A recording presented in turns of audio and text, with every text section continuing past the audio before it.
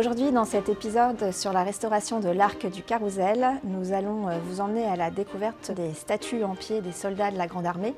Celles-ci sont dans un état de conservation préoccupant et nous allons vous faire découvrir comment, grâce à l'alliance des nouvelles technologies et de la modélisation 3D et du savoir-faire des sculpteurs, nous allons pouvoir assister à la naissance de nouvelles sculptures.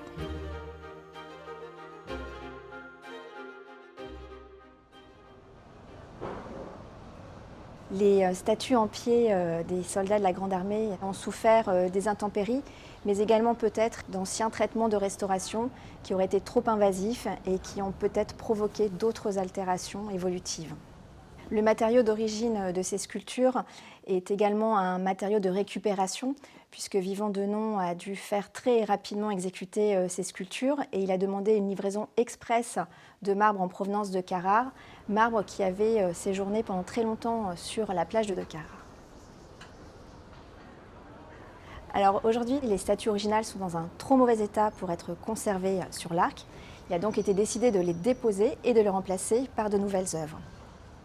Pour créer la modélisation en 3D des statues en pied des soldats de la Grande Armée, on a pu se baser sur deux séries de moulages qui ont été réalisées entre 1889 et 1930 et qui sont conservées pour l'une au musée de l'armée et pour l'autre au centre de conservation du Louvre à Liévin.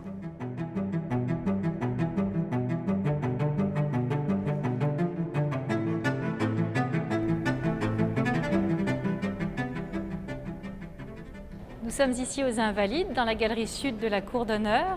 Le musée de l'armée y expose, autour de la statue de Napoléon, en chasseur à cheval de la Garde, 4 moulages parmi les plus anciens connus des soldats de l'Arc de Triomphe du Carrousel.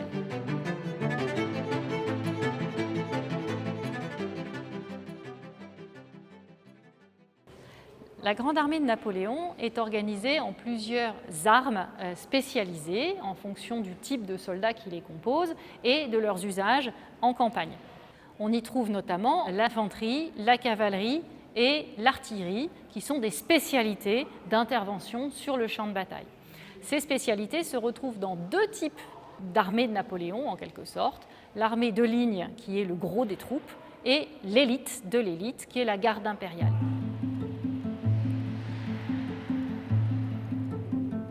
Parmi les statues de l'Arc du Carrousel, on va retrouver nombre de ces spécialités.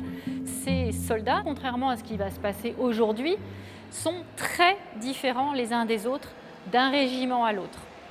Dans les couleurs, dans la forme de l'uniforme, dans les métaux utilisés, mais aussi dans tout leur équipement.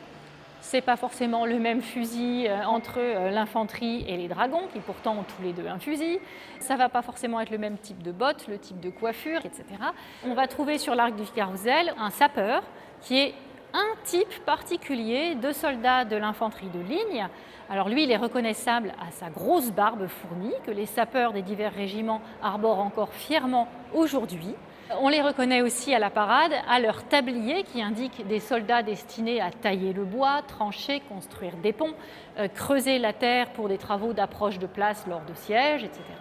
Et on les reconnaît aussi à la hache qu'ils portent sur l'épaule, qui les identifie immédiatement comme ces soldats spécialisés qui vont aider les autres corps à passer dans les endroits difficiles.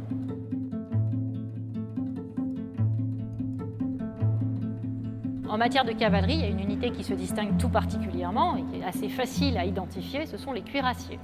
Les cuirassiers sont dotés, depuis Napoléon, de la cuirasse, c'est-à-dire d'une pièce d'armure qui leur permet d'être protégés devant comme derrière au niveau du torse. Les cuirassiers portant un casque en métal, les dragons aussi. Et c'est tout particulièrement au chasseur à cheval de la garde impériale que Napoléon est très attaché. Il porte lui-même l'uniforme de cette unité au quotidien.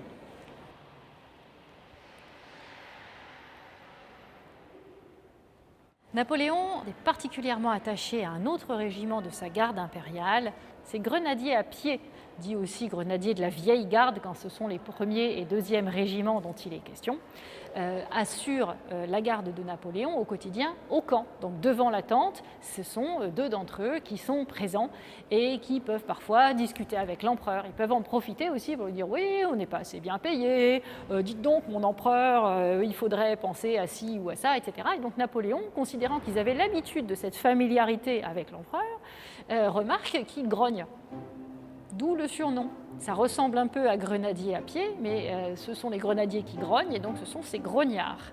C'est à eux particulièrement qu'il va tirer l'oreille, par exemple, lorsqu'il est content d'eux. Les statues qui sont conservées au musée de l'armée comptent parmi les moulages les plus anciens des soldats de l'Arc de Triomphe du Carrousel, et notamment le sapeur de l'infanterie de ligne qui remonte à 1889. À cette époque, les statues étaient encore très peu endommagées par les intempéries, et donc ces moulages anciens permettent de retrouver de nombreux détails qui ne sont plus lisibles aujourd'hui sur les statues actuellement en place.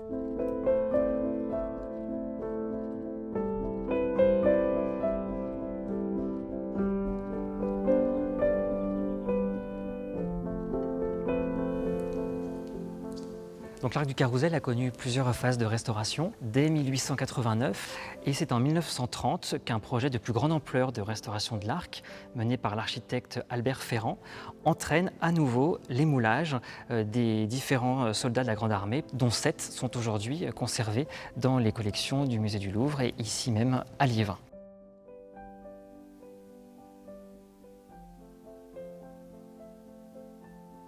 Donc ces moulages ont été réalisés directement sur les statues dans leur état des années 1930. Alors bien entendu, entre un moulage réalisé en 1889 ou des moulages réalisés dans les années 1930, nous ne sommes pas face au même état des originaux qui étaient présents sur l'Arc du Carrousel, qui au fil des décennies continuent de se dégrader. Donc ces moulages en plâtre présentent différentes formes de lacunes, aussi bien des lacunes qui étaient déjà présentes sur les originaux en 1930, mais également des lacunes plus récentes qui ont eu lieu depuis 1930, survenues sur le moulage lui-même.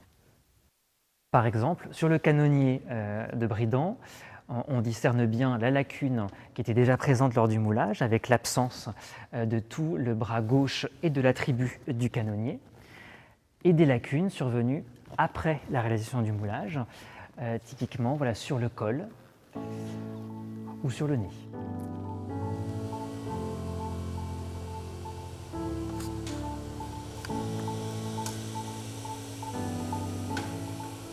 Ces moulages ont été scannés en 3D.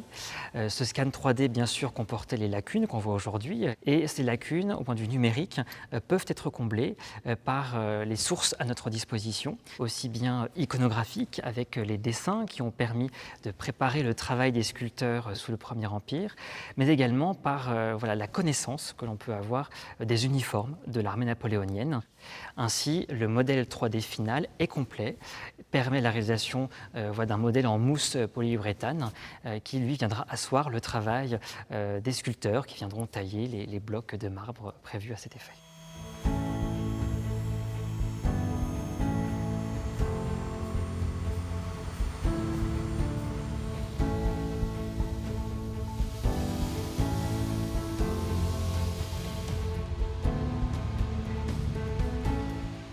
Nous sommes chez Créaform, un atelier de modelage numérique spécialisé dans la sculpture et notamment dans la restauration du patrimoine. Donc ici, vous avez toute la partie prototypage avec la fabrication de modèles en 3 dimensions à partir de l'usinage ou de l'impression 3D.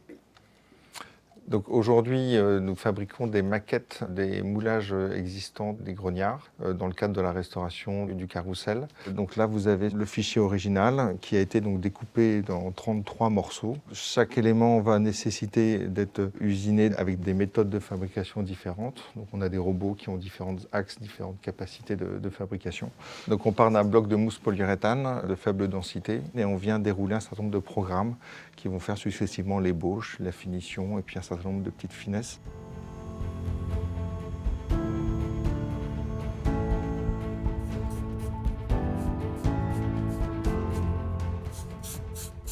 Avant l'existence de toutes ces technologies numériques, on était obligé de procéder par moulage, qui sont toujours des procédés utilisés, mais avec pour inconvénient d'avoir un risque pour abîmer les originaux. Donc l'avantage des technologies numériques, c'est de ne pas du tout toucher à la pièce, d'avoir absolument aucun contact physique avec la pièce, et en plus de générer une copie qui est extrêmement légère et facile à manipuler. Les modèles en mousse des statues des soldats de la Grande Armée sont maintenant prêts à être livrés aux sculpteurs. Ils vont être installés dans les ateliers forains au pied de l'Arc du Carrousel et ils vont servir de modèle aux sculpteurs pour tailler leurs blocs de marbre de Carrare.